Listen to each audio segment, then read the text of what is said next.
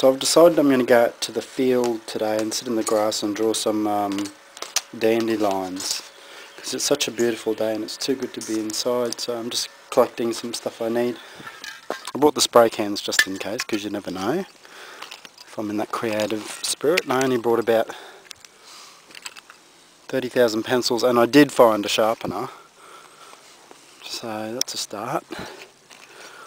Oh, look at that weather. You can't get a more perfect day than today. So I'm just bringing out heaps of stuff to draw with. I'm basically just going to do pencil drawings of these Louis Vuittons to put in my work, because this is the time to get them now since they're all here. So yeah, because they're quite architectural, very pointy and jagged, and that can look quite cool on your work. You know, you can just draw you can even just draw the shadows if you want. Now, how neat is that shadow? Imagine just that shadow on there, penciled in. That would be really cool. It's really cool just to capture the shadows.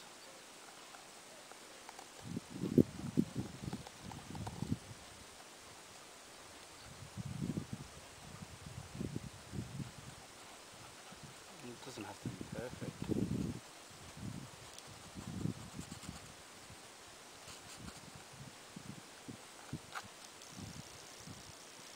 You get the idea. And these ones that haven't opened are nice to draw. Oh, that shadow there's pretty good too. I like that. It's come across. Oops.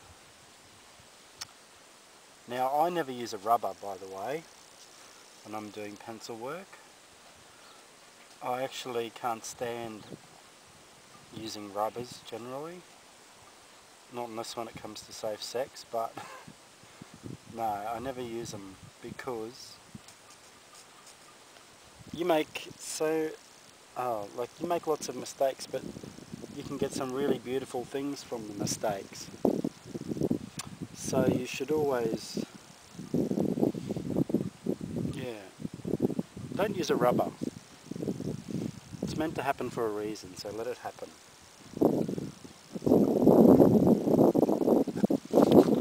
I'll leave that one there for now, move on to another one.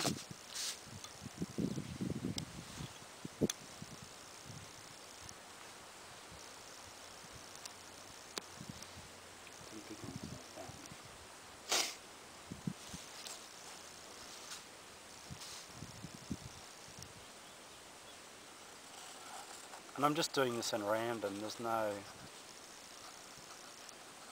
set order.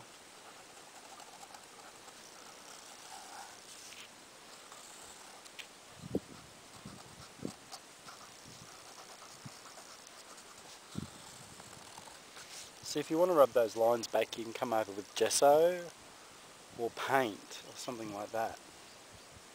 It doesn't have to be a rubber. It's a different type of leaf. Could be interesting.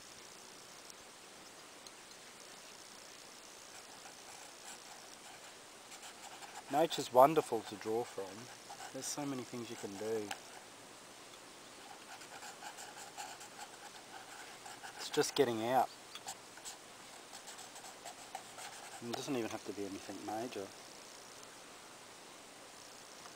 Guess what I'm doing next Wednesday and Thursday? Bit of a surprise. One of my friends, she's an art teacher here, and I've gone to her school, high school teacher. I've gone to her school a couple of times just to help out. More like a teacher aid type thing. Anyway, she rang me 3 days ago and said, look, how would you like to come and teach on come and teach next Wednesday, Thursday and Friday. Teach some of your techniques to the kids. And I went, yeah, why not? Not really thinking about it. So I'm a bit nervous because here I'm going to be teaching high school kids, which I don't have a problem with, teaching them my techniques. So I'll have to make sure the techniques are non-toxic, of course. So, and making sure I've got a lesson plan, making sure everything's planned out for all the days and what techniques I'm going to teach them. Not only do I have to cope with all that, but it's going to have to be in Norwegian as well. So, and my Norwegian isn't the best. I can say what I want, but I say things the long way around. You know how some people can just say it, get to the point? No, I have to tell the whole story, take the sidetrack to get to where I want. And I think that comes with being 35 and moving to another country where you have to learn the language. It's a lot harder.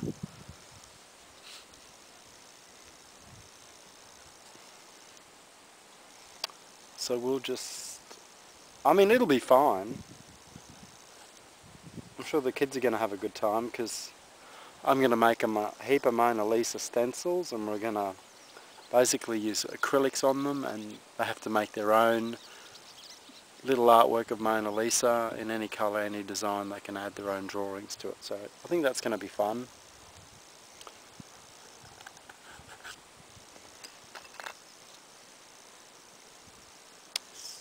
Yeah.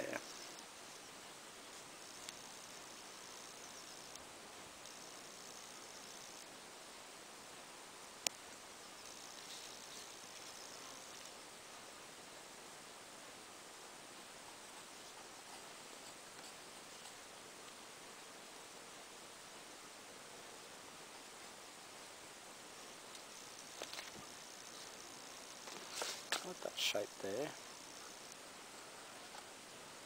My paper doesn't keep moving it. I should just put some tape down. I bought some masking tape to hold the work down just for this very situation. And people are going to look at the work and go, what's that pencil drawing of? Okay, can't you see? It's a dandelion.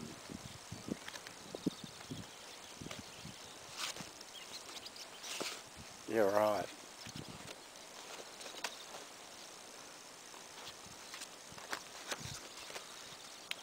Oh, I'm a member of so many different art sites at the moment.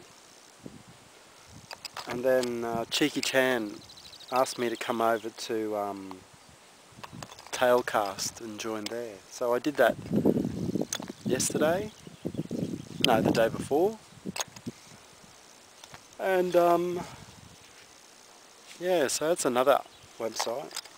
I recommend joining up to lots of websites. I mean, not necessarily to sell anything, because honestly I haven't sold much from being on community art sites, because mostly it's all artists, and really it's just a big forum where people can chat and talk about art and critique each other, and that's the main focus. But I was thinking, Tailcast, isn't that a weird name for like an artist website? Because I mean, all the other art websites I'm with have the word art in them somewhere. Art Review, Art Mesh, and then there's Tailcast. So that's a what the question. I mean, is there a meaning behind that name? What does it mean?